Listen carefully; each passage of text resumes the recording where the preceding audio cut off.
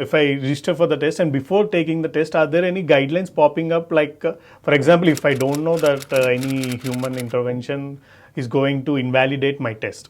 All right. So, is there any guidelines being provided for the test takers? There are guidelines. So, I'll tell you a little bit about the test flow. When you start the test, let's say you bought the test yesterday and you didn't want to take the test right away. So, you're taking the test today. Yes. The first 5 minutes of this process will involve an ID check. So, it basically involves you showing a physical copy of your ID to the camera, have it scanned and verified. And after this ID check is complete, you will do a review of the rules. Okay. Now, this is really important. I'm saying review because this should not be the first time that you see the rules of the test. You should only be reviewing them. You should be very familiar with the rules of the test before you take the test. Because in most of our cases, we just accept terms and conditions and jump into the... Absolutely. Yeah. So there is a review of the rules that happens. You are forced to watch a video of the rules before the test itself begins. Okay. But it's a brief video. There should not be an expectation that here's where you learn the rules of the test for the first time. So there's a set of guidelines which are being present in the website itself once I register, so that it's better I have to get through them before starting the test itself. Absolutely. So when you create an account on the DET website, you have what's called a student dashboard that's available to you. Okay. And on this dashboard, you can see the tests that you've purchased. You can see the results of previous attempts if you have any. You can see what kind of resources we have available to help you prepare. Okay. You can have access to the practice test on this dashboard. Okay. And it will also allow you to read the rules of the test at leisure, thoroughly before taking the test. Are there any major guidelines you want to quote to the viewers or the students before taking the test, which you think is very much important you have to know? Like you have to know this rule before taking Duolingo English Test. I can tell you about the 4 most commonly broken rules on the test. Okay. And, as a heads up, we know this is not happening because students want to cheat. Yeah. 99% I would say of these cases are students breaking rules because they just didn't know that this is a rule on the test. So the 4 most commonly broken rules. The first one is you need to keep looking at the screen when you take this test. Okay. So the reason this is an important rule, right, is because when we think of an answer, sometimes we tend to look up or look away. Of course. And it's very natural. Yeah. So we're not suggesting that you have to do some unnatural thing by just staring at a computer all the time. It's important to understand why this rule exists. It's a remote test. The test taker is in charge. There's no supervisor, no one looking at their test environment. Yes. So it's really up to them to make sure they're following the rules. Of course.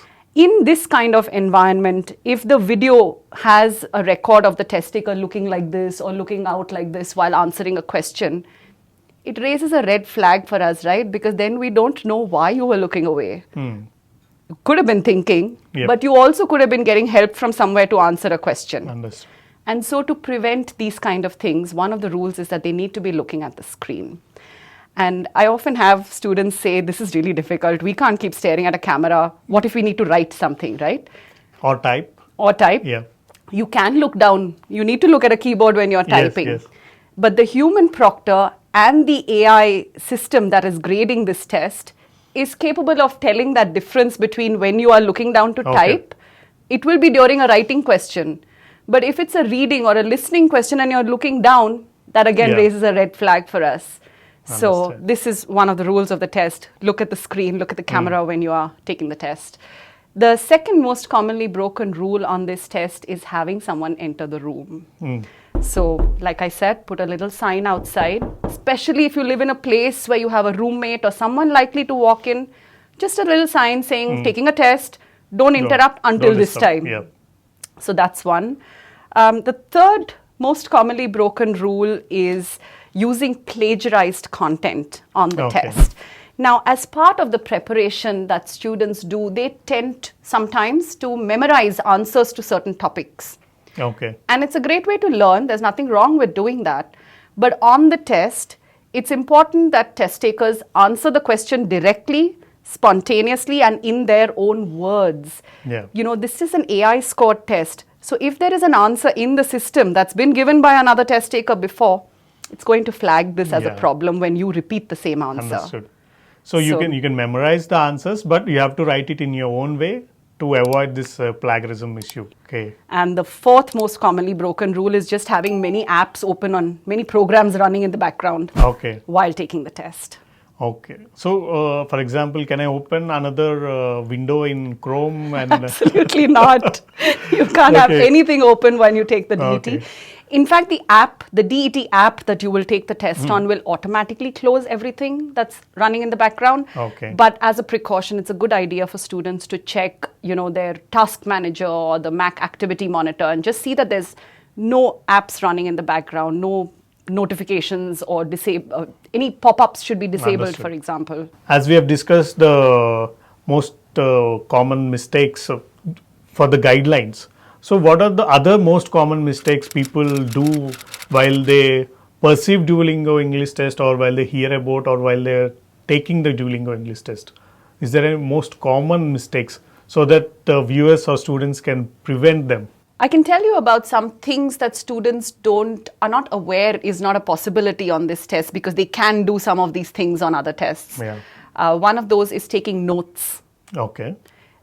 I think there are some tests that allow you to scribble notes and plan answers before you respond. That's not possible on the Duolingo English Test.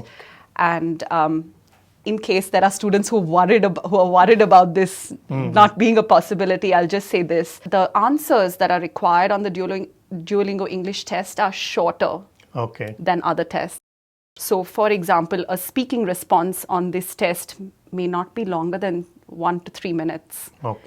In which case, we would suggest that it's not that difficult to make mental notes when you prepare, or at least it's something you can practice. If you know that you have trouble retaining information or would like to plan, get in the habit of making mental notes as you prepare. So that's one of the things they should be aware of. They cannot have any other writing implements around them when they take the test. No notepads, no pens. The second thing is that they are not allowed to wear headphones or earbuds or earphones during this test. Their ears must be visible for the duration of the test. That's new. So the computer mic should be active. They can use an USB attached camera, a USB attached keyboard, a USB attached mouse. The only requirement is that they only have one keyboard, mouse or camera active at any point. They need to have working speakers. So if I have my headphones, although I have given the test correctly, but I'll be disqualified. Your result will be invalidated, sadly. So any other common mistakes or common misconceptions people have for this? As I mentioned, we have human proctors who are reviewing every test taker's video. So it's very important that the lighting in the room they are in is enough that they can be visible clearly to these proctors. So they should make sure they're in a well-lit room. Another thing that's important to keep in mind is that they should only speak when they're answering a speaking question. When the test instructs them to speak. So this means like I can't sing my favorite song while answering some of the questions. You can't sing. You can't even practice saying whatever you want to speak. You can't practice speaking before you speak. I can't even read the question out loud. You should not read the question out loud. So this is the other thing they should get in the habit of reading things in their mind. Sometimes they have for example, there's this question called read aloud. They see a statement on the screen. They have to read that statement out loud. They should not read that statement out loud until they are ready to record for the test. Understood. They should be mentally reading it in their minds to see that they know how to pronounce every word or read that statement. Again, I just want to emphasize that these rules are really not there to harass the students. They're just there because this is the nature of this test. It gives so much convenience and accessibility. But with that convenience and accessibility, they also have this responsibility of knowing. We need to gauge the credibility of the student taking the test as well. Absolutely. So that's one. They should make sure they don't have any, their phones should not be around them. Please put them away in another room so that you're not tempted, you're not distracted, there's no ringing bells and tones and things happening while you're That's a taking this difficult test. one, actually. The most difficult, I Yeah. imagine. So they should definitely make sure their phone is in an entirely other Yeah, room I while taking the understood. test. And if they're really concerned, if they're very worried, if they find they have trouble doing all of these things, I find another additional tip that helps is often to have a mirror behind you. Okay. Because then the human proctor is able to see your room as Okay. well. Okay. So you're giving them essentially a little extra information which will Okay. help them and Okay. kind of safeguard your whole test process Okay. as well if you want. So it's not a requirement of the test at all, but if they can be seated in front of a mirror while taking the test, I think they'll feel a little safer. Yeah. If the human proctor, if he sees any red flag also, he can analyze that seeing the mirror. Absolutely. Okay, that's an interesting idea actually. That's an interesting tip as well. So I think many of our viewers will follow this.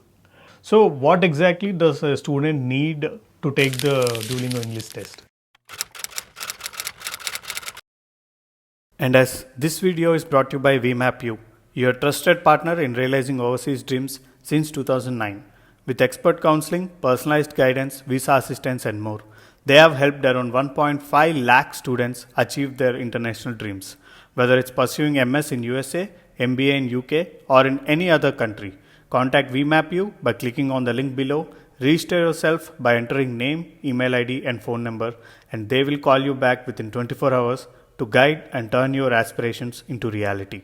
And VmapU also offers free SOP maker, free LOR maker and free university shortlisting tool as well.